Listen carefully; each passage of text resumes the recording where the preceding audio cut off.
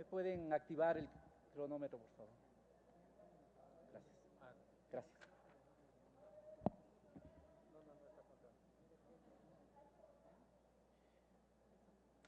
Señora Presidenta, compañeros asambleístas,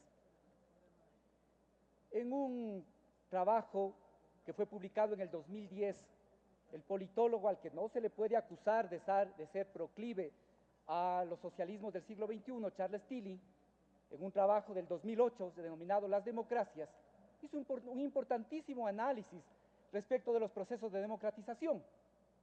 Y eso digo porque es importante ubicarles a unos desubicados que, pretendiendo ser radicales, lo que hacen es convertirse ni en amanuenses, sino en limpiapisos de los bancos. Y este autor, Charles Tilly, dijo lo siguiente, que no hay necesariamente relación entre los procesos de democratización y la capacidad del Estado. No hay necesariamente, porque la democratización depende de tres factores. Uno, que exista cada vez más aumento de la confianza por parte de los ciudadanos en la democracia, que es lo que va pasando. Ahora cada vez más ciudadanos creen en la democracia. Segundo, que las políticas y las leyes se dicten con autonomía de los poderes fácticos, autonomía de los poderes fácticos. Y tercera, que se avance en un proceso permanente de igualdad política. Eso precisamente está pasando en el país.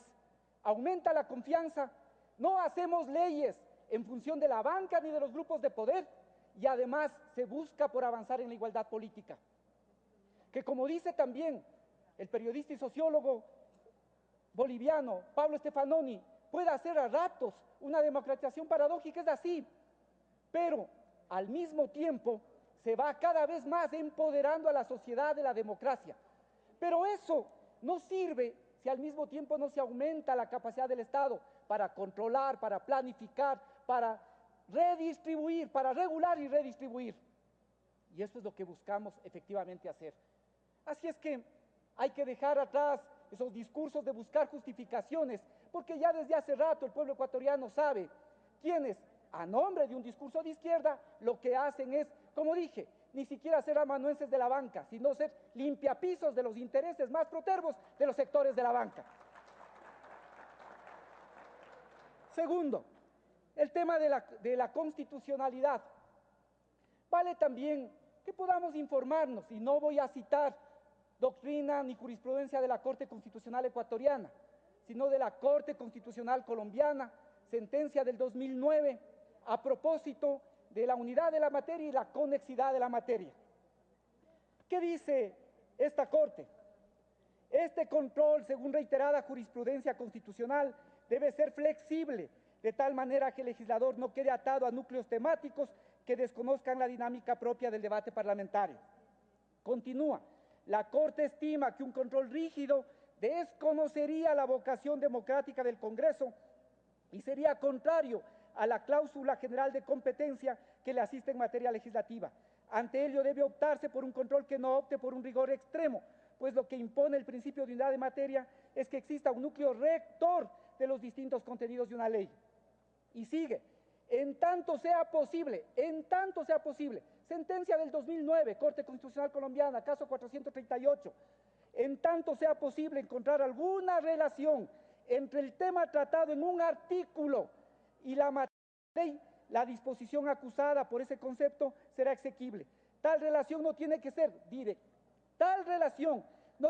directa ni estrecha, porque lo que la Constitución prohíbe es que no se relacionen los temas de un artículo y la materia de la ley. Corte Constitucional Colombiana.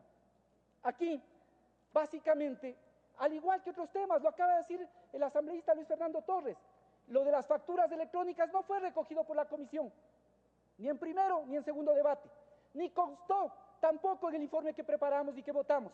Está en el veto y ha sido aplaudido por el asambleísta Luis Fernando Torres que haya sido incorporado. Lo mismo es el caso de los fondos complementarios.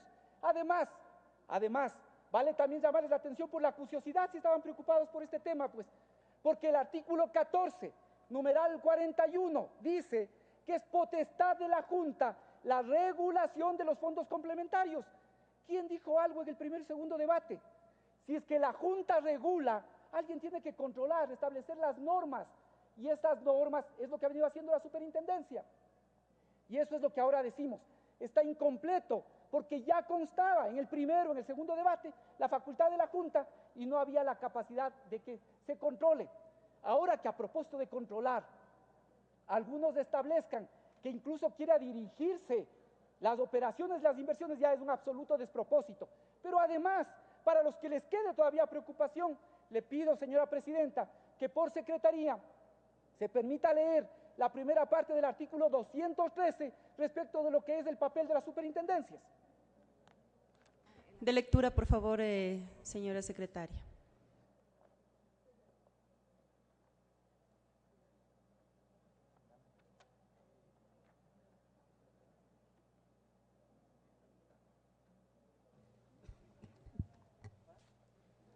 Artículo 213 de la Constitución.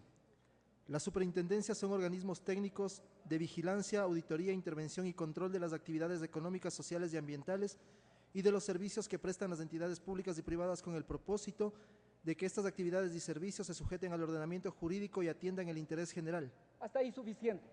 La Constitución les da ese rol a la superintendencia, no la comisión, no el proyecto de ley, la Constitución.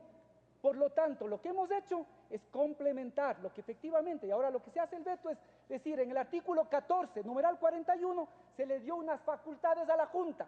Eso se complementa con la capacidad de control que deben tener las superintendencias.